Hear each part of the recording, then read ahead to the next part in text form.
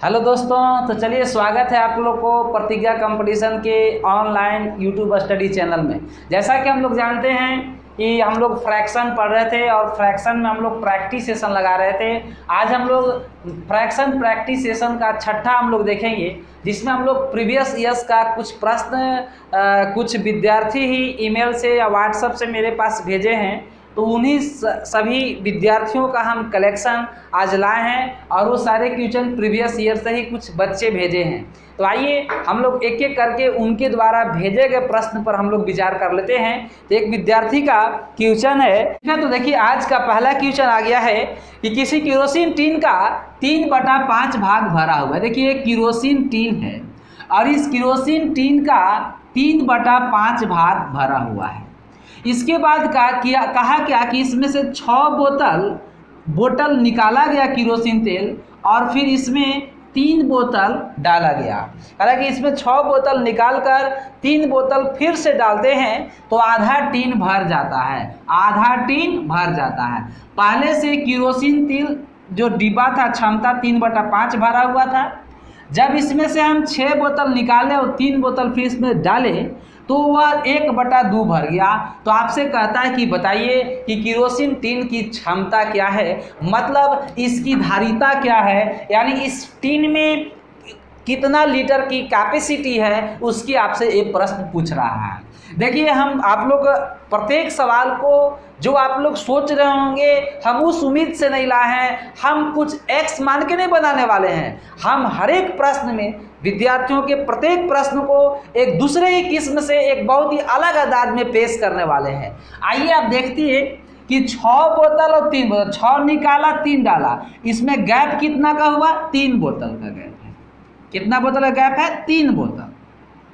हम लोग क्षमता फ्रैक्शन पढ़े तो बताए थे कि जब भी टोटल मानना है तो तुरंत एक्स मान लेते हैं। हम तो कहते हैं कि तो एक्स मानिए ना 100 मानिए ना 1 मानिए। जब भी मानने की बात है विद्यार्थियों तो आप चुपचाप 2 और 5 मतलब डिनोमिनेटर का आप एलसीएम मान लीजिए। तो 5 और 2 का एलसीएम क्या हो जाएगा? 10। मतलब हम लोग इस टीन की क्षमता को 10 मान के चलेंगे। नियमतः 10 नहीं है। अब 10 का 3/5 क्या होगा? 10 का 3/5 निकालोगे तो 6 होगा और 10 का 1/2 निकालिएगा तो 5 हो जाएगा। अब बताइए यहाँ पर भाग कितना का अंतर हुआ? 1 का, और यही 1 इंडिकेट करेगा 3 बोतल का। 1 का मतलब 3 बोतल, तो 10 का मतलब कितना? 30 बोतल। बस आसानी से सवाल बन गया। 1 का रिजल्ट 10 बोतल, तो आपसे रिजल्ट मांगा है टोटल, तो 10 का बताना है। 10 गुने 3 इस प्रकार से हो जाएगा 30 और इसका आंसर हो जाएगा 30 बोतल, जो आपको ऑप्शन नंबर 2 में दिख रहा है। तो चलिए हम लोग चलते हैं नेक्स्ट क्वेश्चन की ओर। क्वेश्चन कहता है कि किसी कार में ईंधन सूचक प्रदर्शित करता है कि 1/5 भाग तक ईंधन भरा हुआ है। जब इसमें T लीटर पेट्रोल, देखिए एक कार का ईंधन सूचक है, मान लीजिए कि यही कार का एक टंकी है जिसमें कह रहा है कि इसमें 1/5 ईंधन भरा हुआ है। इसके बाद जब इसमें T लीटर पेट्रोल और भर देते हैं, अभी इसमें 1/5 भरा हुआ है, इसमें देखिए प्रेस कितना किए, कह रहा है कि T लीटर प्लस कर दिए, मतलब T लीटर पेट्रोल इसमें हम लोग डाल दिए। तब देखा गया कि सूचक 3/4 इंगित कर रहा है। पहले से टोटल टंकी का क्षमता का 1/5 भाग भरा हुआ था और 1/5 जैसे इसमें हम लोग T लीटर हम लोग इसमें और तेल डाल दिए, पेट्रोल डाल दिए, तो जो कितना ही इंडिकेट कर रहा है, तो सूचक जो है कह रहा है कि अब टंकी में 3/4 पेट्रोल हो गया। तो हम लोग यहाँ से देखिए क्षमता निकालेंगे, तो बस चुपचाप क्षमता में 5 और 4 का एलसीएम, 5 और 4 के एलसीएम का हो जाएगा 20। अब हम लोग टंकी का क्षमता 20 पर बनाएंगे सवाल, और अंत में आपसे यही पूछा है कि बताइए कि पेट्रोल की क्षमता कितनी है। अब देखिए चूंकि क्षमता 20 पर बनाएंगे तो 20 का 1/5 4 हो जाएगा और 20 का 3/4 15 हो जाएगा। इसका मतलब कि पहले से टंकी में 4 लीटर पेट्रोल था, लेकिन T लीटर मिलाने के बाद अब वो 15 हो गया। तो देखिए 4 से 15 4 से 15 गैप कितना का हुआ, 11 का। और यही 11 इंडिकेट कर रहा है टी लीटर को, 11 इंडिकेट कर रहा है टी लीटर को। तो 11 दर्शाता है टी लीटर को, तो एक कितना हो जाएगा, T/11 लीटर। हमसे टंकी का क्षमता पूछा है, क्षमता 20 है।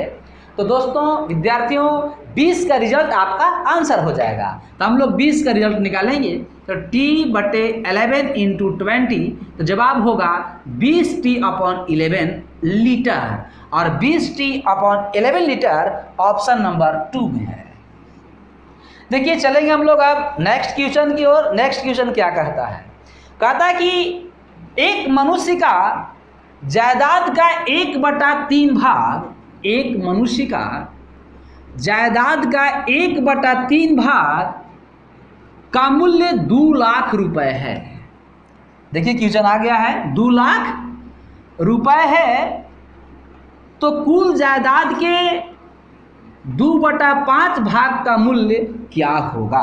देखिए 1/3 भाग का कीमत दिया है 2 लाख रुपए, मतलब 3 फ्रैक्शन में ये 3 आपका देखिए ओरिजिनल नंबर होता है, मतलब टोटल कीमत होता है। अब 3 में ऊपर जो होता है वो परिणामी होता है, परिणामी रिजल्टेंट होता है। मतलब कुल संपत्ति अगर 3 होगा तो 1/3 में 3 में 1, और यही 1 का रिजल्ट दिया हुआ है 2 लाख रुपए। 1 का रिजल्ट है 2 लाख। तो अगर हम लोग दोस्तों कुल संपत्ति की बात करें, कुल जायदाद की बात करें, तो जायदाद 3 है, तो यहाँ से 3 का रिजल्ट हो गया, 1 का मतलब 2 लाख, तो 3 का मतलब 6 लाख रुपए हो जाए। और आपसे क्वेश्चन में पूछ रहा है कि जायदाद का 2/5 का मूल्य क्या होगा। मूल्य किसका मांगा है, तो जायदाद का। तो जायदाद तो उसका 6 लाख का हुआ, कुल कीमत 6 लाख का है, और आपसे 6 लाख का 2/5 किया है। कैंसल करोगे आपको आएगा 1,20,000, 2 से गुना करोगे आएगा 2,40,000 रुपए जायदाद का 2/5 भाग का कीमत होगा। और जो आपको ऑप्शन नंबर 2 होगा, जो आंसर का हो गया 2 में दिख रहा होगा। देखिए हम लोग नेक्स्ट क्वेश्चन की ओर चलेंगे। कहता है दोस्तों क्वेश्चन आ गया है कि एक कक्षा के विद्यार्थियों ने पिकनिक की। विद्यार्थी क्या किया, आप लोग पिकनिक किया। उन लोग यह निश्चय किया कि कुल खर्च का 1/3 भाग विद्यालय द्वारा लिया जाएगा। विद्यार्थी लोग क्या किए, पिकनिक मनाए, और विद्यालय कितना खर्च देगा, 1/3 भाग। अध्यापक मतलब टीचर, अध्यापक कितना दिए, तो 1/6 भाग अध्यापक द्वारा, और शेष विद्यार्थी दिए। कौन दिए, विद्यार्थी। और शेष विद्यार्थी कितना पैसा दिया है, दिया जाएगा, और शेष विद्यार्थी दिए हैं 540 रुपए। तो आपसे क्वेश्चन पूछ रहा है कि बताइए कि आखिरकार अध्यापक कितने रुपए पिकनिक में दिए। कह रहे कि पिकनिक का कुल खर्च का 1/3 विद्यालय द्वारा, मतलब स्कूल फंड से मिला या प्रिंसिपल दिए होंगे, अध्यापक दिए 1/6, और शेष विद्यार्थी द्वारा दिया गया 540। तो आपसे अध्यापक का खर्च ईमेल आया था प्रीति कुमारी का। तो देखिए उनका सवाल क्या है, इसको हम सॉल्व करते हैं। तो सबसे पहले आपसे हम लोग कुल खर्च निकालेंगे कि पिकनिक का कुल खर्च। तो पिकनिक का कुल खर्च, तो हम लोग 3 और 6 का एलसीएम निकाल लीजिए। तो चूंकि ये देखिए फ्रैक्शन है, ये आपका इतना रुपया में है, इसको हम लोग नहीं बात करेंगे। तो 3 और 6 डिनोमिनेटर का एलसीएम 6 हो जाएगा, कुल खर्च 6 हो गया। 6 का 1/3 निकालेंगे तो 3 दूनी के 6, और 6 से 6 कैंसिल आ जाएगा आपका 1। मतलब हम कहना ये चाह रहे हैं कि अगर कुल खर्च 6 रुपया होगा तो 6 में 2 रुपया विद्यालय दिया, 6 में 1 रुपया अध्यापक दिए, तो बचे कितना, 3 रुपया। 3 रुपया विद्यालय और अध्यापक मिला के दिए, तो टोटल खर्च अगर 6 है तो इसका मतलब विद्यार्थी कितना दिए, इसका मतलब विद्यार्थी भी 6 में से ही 3 घटा देंगे तो विद्यार्थी दिए 3। और कहने का मतलब कि विद्यार्थी दे रहे हैं 3 कितना पर? 6 पर। अगर कुल खर्च पिकनिक का हम 6 रुपया मान के चलेंगे तो उस स्थिति में विद्यार्थी 3 रुपया दे रहे हैं। लेकिन क्वेश्चन में इंडिकेट कर रहा है कि विद्यार्थी 3 नहीं, विद्यार्थी 540 रुपए इन्वेस्ट कर रहे हैं पिकनिक के खर्च में। मतलब 3 का रिजल्ट दिया है 540, तो 1 का रिजल्ट निकालेंगे 180 रुपए होगा। और एक ही तो अध्यापक खर्च किए, 6 में 1 रुपए ही तो अध्यापक दिए हैं, तो 1 का रिजल्ट 180, इसलिए अध्यापक का खर्च कहेगा तो आपको जवाब दे देना है 180। अगर यही पिकनिक का कुल खर्च मांगता तो इसमें हम लोग 6 से गुना कर देते। अगर यही पूछता आप लोग से कि विद्यालय कितना दिया तो 180 में हम लोग 2 से गुना कर देते, आसानी से आंसर आ जाता। दोस्तों, मैं किसी भी प्रश्न को एक्स मानकर नहीं बना रहा हूं, तो सावधानी से देखेंगे। जो चीज़ पहले से करते आए हैं वो अब नहीं करना है, कुछ स्पेशल हम देने आए हैं। मतलब बिना एक्स माने मैथ्स का ट्रिकली एंड कंप्लीटली सॉल्यूशन मिलेगा आप लोग को। बस वीडियो को स्किप नहीं करेंगे, शुरू से अंत तक देखते रहिए। क्लास के अंत तक आप लोग को बहुत कुछ फायदे दिखेगा। तो चलिए हम लोग चलते हैं नेक्स्ट क्वेश्चन की ओर। एक क्वेश्चन आयुष कुमार ईमेल किए हैं, कहता है कि निखिल के पास की राशि का, और ये ऑप्शन नंबर दूसरा में है, निखिल के पास की राशि का 1/4 भाग योगेश के पास जो राशि है उसका 1/6 भाग आपस में बराबर हैं। मतलब निखिल के पास जो पैसा है उसका 1/4 और योगेश के पास जो भी अमाउंट है उसका 1/6 भाग आपस में बराबर हैं। मतलब निखिल का 1/4 और योगेश की राशि का 1/6 आपस में बराबर हैं। हम लोग जानते हैं नीचे नीचे काट सकते हैं, 2 दूनी के 4, 2 तिहाई 6। और यहाँ से दोस्तों अगर हम लोग निखिल और योगेश का राशि का अनुपात निकालें तो 2 चला जाएगा ऊपर और 2:3 आ जाएगा। देखिए आसानी से सवाल को हम लोगों ने सॉल्व कर लिए। निखिल की आय का 1/4 बराबर है योगेश का मैंने गुना 1/6 का। तो यहाँ से देखिए काट लिए, 2 दूनी 4, 2 तिहाई 6। यहाँ से निखिल और योगेश की राशि का अनुपात निकल गया। कहता है आप लोग से कि प्रश्न में यदि दोनों के पास मिलाकर 600 रुपये हैं, दोनों के मिलाकर 600 रुपये है, इस अनुपात से क्लियर हो रहा है रेशियो मेथड से कि 2 और 3 5। हम लोग यहाँ पर देख रहे हैं कि निखिल और योगेश दोनों के मिलाकर 5 रुपया है, लेकिन प्रश्न में कह रहा है कि नहीं, दोनों के पास 6 रुपया है, 600 रुपये है। मतलब 5 का रिजल्ट 600 तो 1 का रिजल्ट 120 हो जाएगा। आपसे क्वेश्चन पूछा कि बताइए कि उनके राशियों में कितना का अंतर है। दोस्तों आप देखिए कि 2 और 3 में कितना का अंतर है, 1 का। और 2 और 3 में इन लोग राशियों में अंतर 1 का है और 1 इंडिकेट कर रहा है 120 रुपये का। तो निखिल और योगेश के राशियों में अंतर हो जाएगा 120 रुपये का। और ये आपको ऑप्शन नंबर 4 में दिख रहा है। दोस्तों 4 को हम लोग आसानी से क्लिक कर देंगे। चलिए हम लोग चलते हैं अब नेक्स्ट क्वेश्चन की ओर। ये नेक्स्ट क्वेश्चन आया है, ये भी आयुष जी का प्रश्न है। कहता है कि एक वर्ण का 1/4 हिस्सा राम पेंट करता है। ये बच्चे व्हाट्सएप से देखिए कुछ विद्यार्थी प्रश्न भेजे हैं, हम लोग उस प्रश्न को आज बिल्कुल बारीकी से और एक अलग अंदाज में आपके पास हम रखते हैं। इसको आप लोग जरूर देखिए। क्वेश्चन कहता है आ गया कि एक वर्ण का 1/4 हिस्सा राम पेंट करता है। 1/4 हिस्सा राम पेंट करता है और बचे हुए का 1/8 हिस्सा मदन पेंट करता है। बचे हुए का 1/8 हिस्सा मदन पेंट करता है। तो वो कह रहा है कि बताओ कि वर्ण का कौन सा भाग बिना पेंट किए हुए रह गया। रिक्वायर्ड आंसर आपको बिना पेंट किए हुए वर्ण का कौन सा भाग रह जाता है, आपसे ये सवाल मांगा है। सबसे पहले आप लोग वर्ण की निकाल लीजिए कि टोटल क्षमता क्या है, कितना वर्ण है, कितना पेंट करना है हमको। तो 4 वाट का आप एलसीएम निकाल लीजिए। तो 4 वाट कितना हो जाएगा 32, यानी टोटल वर्ण 32 है। और 32 का 1/4 राम पेंट करता है। 32 का 1/4 कौन करता है, राम।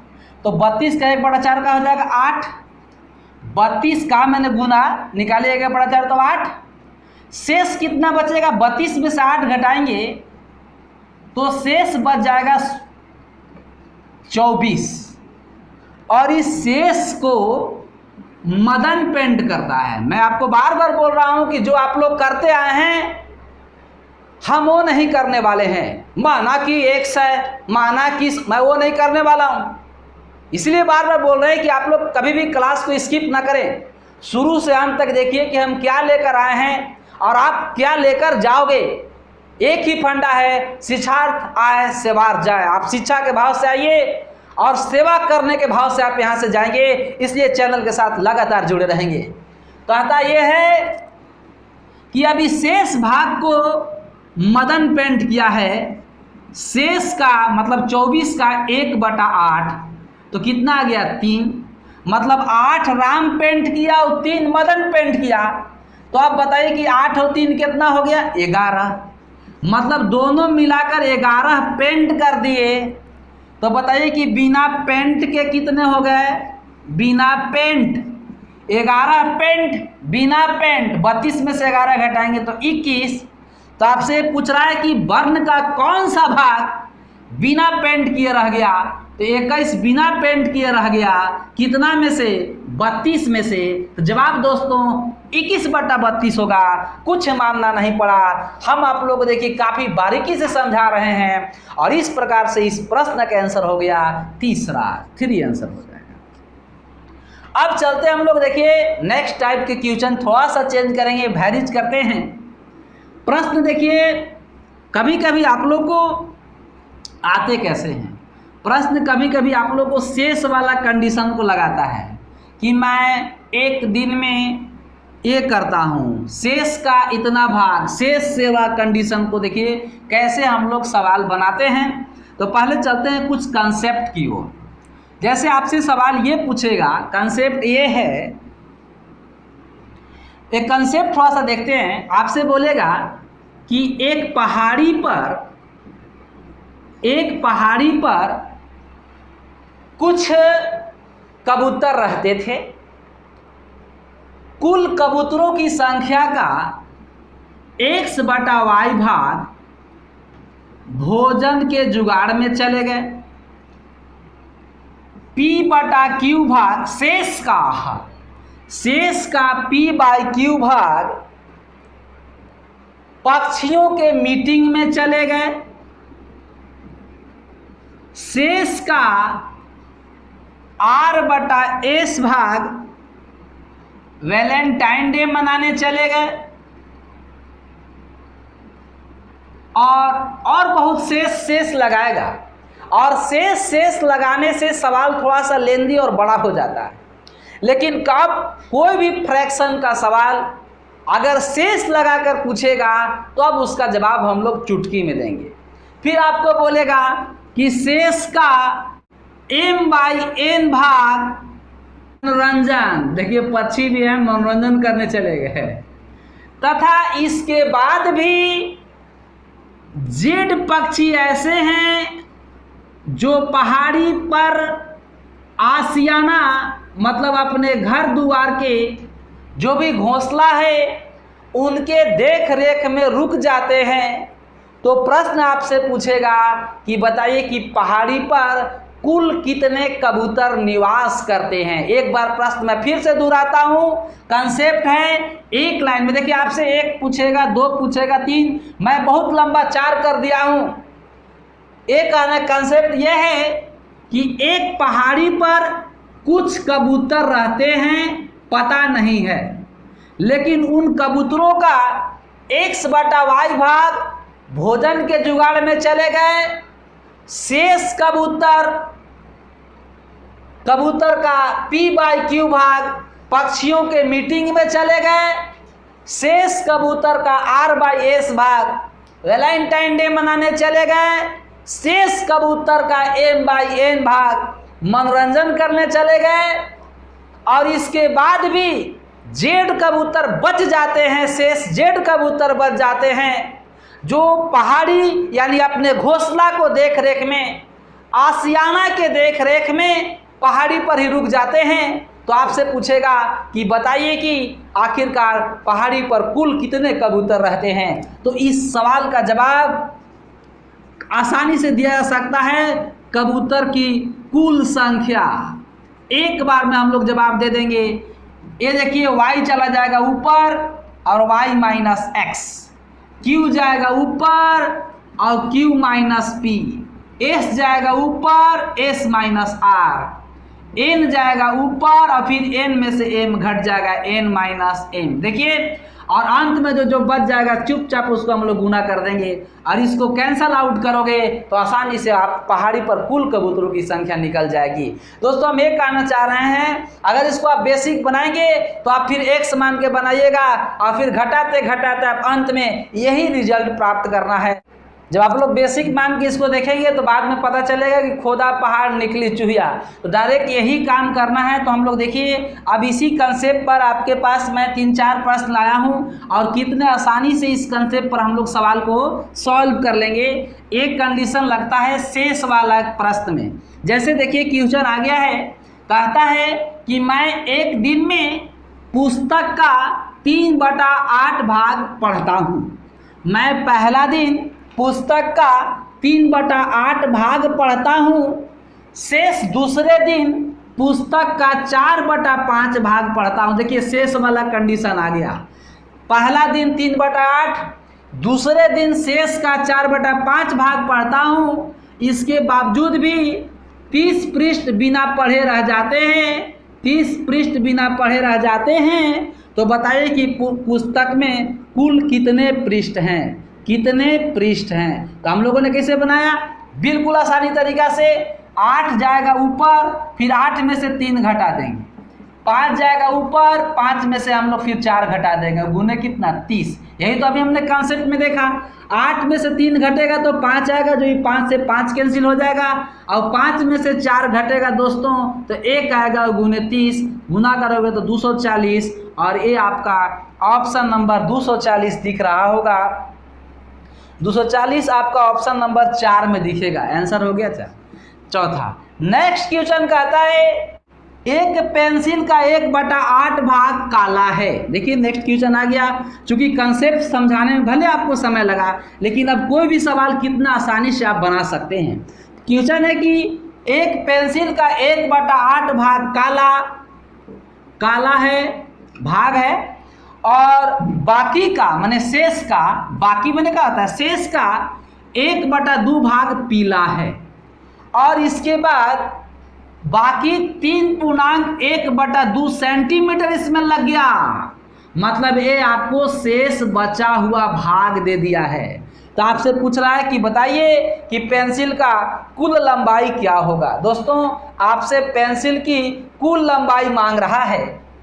आइए देखते हैं। तभी हम लोगों ने पढ़ा कि देखिए शेष वाला जहाँ कंडीशन आया चुपचाप 8 को ऊपर भेजेंगे और 8 में से ऊपरला घटा देंगे 7, 2 जाएगा ऊपर और 2 में से ऊपरला घटेगा तो 1। अरे तो डायरेक्ट है, इसको आप गुना कर दीजिए, 3 दूनी 6 7/2 और कहा जाएगा इस सेंटीमीटर में। इसको नहीं पलटेंगे क्योंकि एक भाग नहीं है, ये फ्रैक्शन नहीं है, तो बचा हुआ पार्ट है। आइए काट दीजिए, 7 से 7 जाएगा, 2 से 2 कटेगा, जवाब आएगा 8 सेंटीमीटर। यानी दोस्तों पेंसिल की कुल लंबाई हो जाएगी 8 सेंटीमीटर, जो आपको ऑप्शन नंबर 3 में दिख रहा है। इसलिए इसका आंसर हो जाएगा 3। एक सवाल देखिए आया है, देखिए क्या क्वेश्चन है, इसको थोड़ा सा ध्यान से देखेंगे हम लोग। कहता है कि एक कार प्रत्येक वर्ष अपने दाम का, एक कार प्रत्येक वर्ष अपने दाम का एक निश्चित भाग डिप्रिसमेंट हो जाती है। डिप्रिसमेंट माने अवमूल्यन। अवमूल्यन का मतलब होता है मूल्यों में कमी। आप लोग अवमूल्यन और अधिमूल्यन जानते होंगे। मतलब एक कार है जिसका कीमत प्रत्येक वर्ष अपने दाम का कुछ कम हो रहा है। देखिए कैसे कैसे कम हो रहा है। कह रहा कि प्रथम वर्ष अपने दाम का 1/3 भाग कम हो जाता है, दूसरे वर्ष अपने दाम का 1/4 भाग कम हो जाता है, और तीसरे वर्ष अपने दाम का 1/5 भाग कम हो जाता है। तो कहता है कि बताओ कि तीसरे वर्ष के अंत में इस कार का मूल्य का शुरुआत मूल्य का क्या भाग होगा। देखिए आसानी से देखिए, ये हुआ प्रथम वर्ष। तो हम ये कहना चाहते हैं कि जो भी कार का मूल्य होगा ये पहला वर्ष मूल्य का कम होगा। तो जब कम होने के बाद यहाँ कम हो जाएगा पहला वर्ष, तो फिर शेष जो बचेगा यहाँ पर कंडीशन, तो फिर दूसरा वर्ष जो है ये जो पहला वर्ष के कम होने के बाद जो बचेगा उसका ना कम होगा जी 1/4, और तीसरा वर्ष जब दाम घट जाएगा तो फिर घटने के बाद जो शेष बचेगा उसका ना 1/5 कम होगा। मतलब सवाल आपका शेष वाला कंडीशन है। सवाल क्या वाला शेष वाला है, मतलब वही कबूतर वाला कंसेप्ट इसमें लगा दीजिए आप लोग। डायरेक्ट आप लोग कार्य का मूल्य कितना हो जाएगा वो देखिए। तो 3 जाएगा ऊपर, 1 घट जाएगा, 3 में से 1 घटा दीजिए। 4 जाएगा ऊपर, 4 में से 1 घटाइए। 5 जाएगा ऊपर और 5 में से 1 घटाइए। वरना आप x मान के पसीना बहाते रहिए, वो आपके ऊपर डिपेंड करता है। मैं जो आपको बेसिक जो कंसेप्ट दिया उस पर बनाइए। देखिए यहाँ पर हम लोग कैलकुलेशन करते हैं, कैंसिल आउट कीजिए। 3/2, 4/3, 5/4। देखिए 4 से 4 कट जाएगा, 3 से 3 कट जाएगा, तो 5/2 हो जाएगा। आपसे पूछ रहा है कि ये देखिए तीसरा वर्ष, ये तीसरा वर्ष कीमत हो गया। 5/2 क्या हो गया, ये तीसरा वर्ष का कीमत है। मतलब आपसे ये पूछा है कि तीसरा वर्ष कीमत जो होगा वो कार के दाम का शुरुआत का कितना गुना हो जाएगा। तो थोड़ा सा ध्यान दीजिए, जो हम ये कहना चाह रहे हैं कि दाम और अभी, देखिए शुरुआत का दाम, शुरुआत अभी क्या हो गया, शुरुआत का दाम 5/2 हो गया इसका तीसरा वर्ष कीमत। तो आपसे ये पूछा है कि तीसरा वर्ष कीमत जो है उस शुरुआत के दाम का कितना गुना हो जाएगा। तो हम लोग निकालेंगे तीसरा वर्ष, तो 2 चला जाएगा ऊपर, शुरुआत के दाम 2 चल जाएगा ऊपर और 5 आ जाएगा नीचे। तो तीसरा वर्ष जो कीमत हुआ शुरुआत के दाम का कितना हो गया, तो 2/5 भाग हो गया। तो इस प्रश्न का आंसर हो जाएगा 2/5। और दोस्तों इसका ऑप्शन में आप लोगों को दिख रहा है पहला ऑप्शन होगा, इस प्रश्न का आंसर हो जाएगा फर्स्ट। चलिए हम लोग नेक्स्ट क्वेश्चन की ओर चलते हैं। नेक्स्ट क्वेश्चन कहता है कि किसी वर्ग में कुल छात्रों की संख्या का 3/5 लड़कियां हैं। ये सवाल भी कांति का ही है। कहता है कि एक वर्ग में कुल छात्रों की 3/5 क्या हैं, लड़कियां हैं और शेष लड़के हैं। कह रहा है आप लोग से कि अगर लड़कियों की संख्या 2/5 और लड़कों की संख्या का 1/4 भाग अगर अनुपस्थित हो तो वर्ग की उपस्थिति क्या है। देखिए विद्यार्थियों, काफ़ी आसान तरीका से मैं इस सवाल को बना रहा हूँ। कह रहा है कि गर्ल जो है 3/5 है, तो आप बताइए कि बॉय कितने होंगे। गर्ल अगर 3/5 है मतलब 5 में 3 लड़कियां हैं, इसका मतलब कि 5 में 2 तब लड़के हैं। और यहाँ से अगर हम लोग गर्ल और बॉय का रेशियो निकाले तो 3:2 हो जाएगा। अगर यहाँ से हम लोग गर्ल और बॉय के रेशियो निकाले तो 3/3:2 हो जाएगा। इसके बाद कह रहा है कि लड़कियों की संख्या का 2/9 और लड़कों की संख्या का 1/4 भाग अनुपस्थित है। देखिए सवाल को बारीकी से समझिए, ढंग से समझिए, ताकि ऐसे प्रश्न आए तो आप काफ़ी आसानी से माइंड में कैलकुलेशन करके आसानी से सॉर्ट आउट कर दें। देखिए आपको लड़की उपस्थित और लड़का उपस्थित की हम लोग बात करेंगे। ऐसा दिए हुआ है, आपको अनुपस्थित दिया हुआ है कि लड़कियां 2/9 अनुपस्थित प्रश्न में दिया हुआ है, तो उपस्थित 9 में 2 अनुपस्थित, तो लड़की उपस्थित कितना हो जाएगा 7/9। 9 में 2 अनुपस्थित तो 9 में 7 उपस्थित। लड़के अनुपस्थित हैं 1/4, ये तो लड़की था, लड़की 1/4 में 1 अनुपस्थित, तो 4 में 3 उपस्थित, यानी 3/4। इसके बाद आप कीजिए क्या दोस्तों, 9 और 4 का एलसीएम ले लीजिए। 9 और 4 का एलसीएम का हो जाएगा 36। एक्स मानने की जरूरत नहीं है, पहले ढंग से समझिए, इसके बाद दोबारा आप खुद बना के देखिए कितना आसान से हो जाएगा, कोई कैलकुलेशन नहीं करना पड़ेगा। एलसीएम मान लीजिए 36 और 36 से आप यहाँ मल्टीप्लाई कर दीजिए, क्योंकि रेशियो है और रेशियो में हम लोग कोई भी चीज़ से गुना कर सकते हैं। 36 से गुना करोगे तो 108 और 36 से गुना करोगे तो 72। मतलब अब मानिए कि जो क्लास है, वर्ग है, उसमें टोटल 108 लड़कियां हैं और 72 लड़के हैं, तो टोटल स्टूडेंट कितने हो जाएंगे 108 और 72 जोड़ोगे तो 180। अब टोटल कैंडिडेट 108 है और 108 का उपस्थित लड़कियां 7/9 उपस्थित है। आप काट के देखेंगे दोस्तों तो फ्रैक्शन नहीं आएगा। क्यों नहीं आएगा फ्रैक्शन? क्योंकि हम लोग हर का एलसीएम लेकर वहां पर गुना कर दिए हैं, और जब हर का एलसीएम से दोनों में हम लोगों ने गुना कर दिया तो अब फ्रैक्शन आने की बात नहीं है।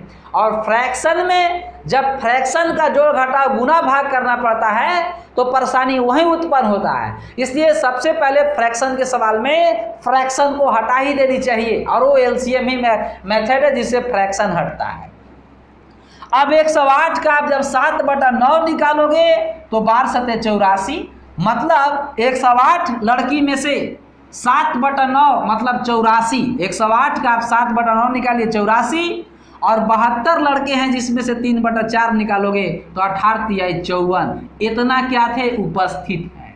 अभी आप ऐड करोगे दोस्तों तो 4 और 4 8 हो जाएगा, 138/180। 138/180, और इसी को आप लोग काट दीजिए। कितना से काटोगे? इसको काट दीजिए आप लोग 6 से काटिए तो 23 बार में ये कट जाएगा, और इसको काटिएगा तो 30 बार में। जवाब होगा 23/30, जो आपको ऑप्शन नंबर 4था ऑप्शन में इंतजार कर रहा है। पहले देखिए आसान से देखिए सवाल को कितना बनाया गया, पहले ढंग से समझिए, इसके बाद ऐसे ही प्रश्न आए तो उसको खुद बना के प्रयास कीजिए। एक काफ़ी सवाल को मैं बेसिक तरीका से समझाया हूँ, एक्स वगैरह मैं मानकर नहीं बनाया हूँ। दोस्तों चलते हम लोग नेक्स्ट क्वेश्चन की ओर। ये सवाल प्रीति भेजी है। देखिए ये सवाल क्या है। सवाल कहता है दोस्तों कि जब कोई धनराशि 14 लड़कों के बीच बांटी जाती है, जब कोई धनराशि 14 लड़कों के बीच बांटी जाती है तो हर एक को उस धनराशि से 80 रुपया ज़्यादा प्राप्त होते हैं जब वही धनराशि को 18 लड़कों के बीच बांटा जाता है। स्वाभाविक सी बात है, कम लड़का में बांटेंगे तो अमाउंट आपको ज़्यादा मिलेगा, और ज़्यादा में बांटेंगे दोस्तों तो अमाउंट आपको क्या मिल जाएगा? कम मिलेगा। ठीक है, तो देखिए मान लीजिए कि बांटना है 1/14वां भाग एक लड़का को मिलेगा। एक लड़का को अगर जो भी धनराशि है अगर हमको डिवाइड करना है तो एक लड़का 14 लड़का हम बांटेंगे तो एक लड़का को 1/14वां भाग मिलेगा।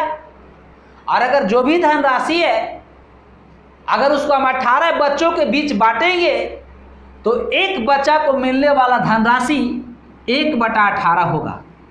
मतलब एक बच्चा को टोटल धनराशि का 18वां भाग मिलेगा। धनराशि अभी पता नहीं है, धनराशि हम कितना मानेंगे, देखिए अब वो आने वाला है। आप धनराशि को 14 और 18 का एलसीएम मानिए, तो 14 और 18 का एलसीएम हो जाएगा 126। कुल धनराशि हम लोग 126 पर इस सवाल को बनाने वाले हैं। दोस्तों एक बार प्यार से समझेंगे और दिल खोल के समझेंगे। जो भी धनराशि है अगर 14 बच्चों के बीच बांटा जाए तो एक बच्चा को उसका 14वां हिस्सा मिलेगा, यानी 1/14, और 18 विद्यार्थियों में बांटा जाए तो एक बच्चा को मिलने वाला राशि उसका 18वां हिस्सा 1/18 होगा। तो हम लोगों ने क्या किया, कुल धनराशि को 14 और 18 का एलसीएम लिया 126, और 126 का 1/14 निकालेंगे तो 14 9 26 से, और 1/18 निकालेंगे तो 18 7 26 से। मतलब अगर टोटल पैसा अगर 126 रुपया है तो 14 के बीच बांटिएगा तो एक को 9 रुपया मिलेगा, और 18 के बीच बांटिएगा तो एक को 7 रुपया मिलेगा, एक को 7 रुपया मिलेगा। तो हम देख रहे हैं कि 14 और 18, 14 के बीच और 18 के बीच बांटने में अंतर कितना का पड़ रहा है, 2 रुपये का, 2 का अंतर पड़ रहा है। तो हम लोग का अंतर 2 रुपये का दिख रहा है, लेकिन क्वेश्चन में दोस्तों 80 रुपया का अंतर दिखाया है। मतलब 2 का रिजल्ट 80, तो 1 का रिजल्ट हो जाएगा 40। और प्रश्न में आपसे कुल धनराशि मांगा है, मतलब धनराशि 126 का रिजल्ट होगा, तो 126 का रिजल्ट 44 गुने 126 गुना करोगे, 4 6 24 के 4, 4 दूनी 8 और 2 10, और ये हो जाएगा 50 40 रुपये टोटल धनराशि थी। और जो आपको ऑप्शन नंबर पहला में दिख रहा है, ये हो गया आंसर। अगर आपसे दोस्तों ये पूछे कि 18 में बांटने के बाद एक लड़का को कितना मिला, तो 7 से गुना कर देंगे, और 14 विद्यार्थियों के बीच बांटने में एक विद्यार्थी को कितना पैसा मिला, उसमें हम लोग 9 से गुना कर देंगे, कोई दिक्कत नहीं। तो देखिए आज का प्रैक्टिस सेशन का आज हम लोग अंतिम सवाल लेकर आते हैं। देखिए सवाल कितना आसानी से इसको हम बनाते हैं। जितना सारा प्रश्न है विद्यार्थी, ये आप लोग का प्रीवियस ईयर्स एग्जाम में प्रश्न आए हैं, और आप लोग ध्यान रखें कि प्रीवियस ईयर्स का प्रश्न रिपीट करते हैं। हाँ, रिपीट नहीं करेंगे तो उसी टाइप्स के प्रश्न रहेंगे, इसलिए आप सवाल को काफ़ी बारीकी से एक एक सवाल को समझें, जानबूझकर देखिए सवाल को। प्रश्न में हम काफ़ी लंबा बाएं दाएं करके समझाते हैं कि कहीं से आप लोग को प्रश्न में क्वेश्चन को बनाने में डाउट ही ना रहे, ताकि आप लोग को कमेंट्स करने का नौबत आए तो आप लोग कहें कि सर यहाँ पर सवाल हम नहीं समझे। ऐसा हम नई मौका ही नहीं देते हैं आप लोग को, इसलिए सवाल को थोड़ा सा हम समय लेकर काफ़ी बारीकी से आप लोग को डील करते हैं। तो चलिए आज के सवाल की ओर। कहता है कि एक स्त्री अपने माल जो भी वस्तु बेच रही है, सेब बेच रही है, 1/2 पहले ग्राहक को बेचा। देखिए सवाल को कितना आसानी से हम बना देते हैं।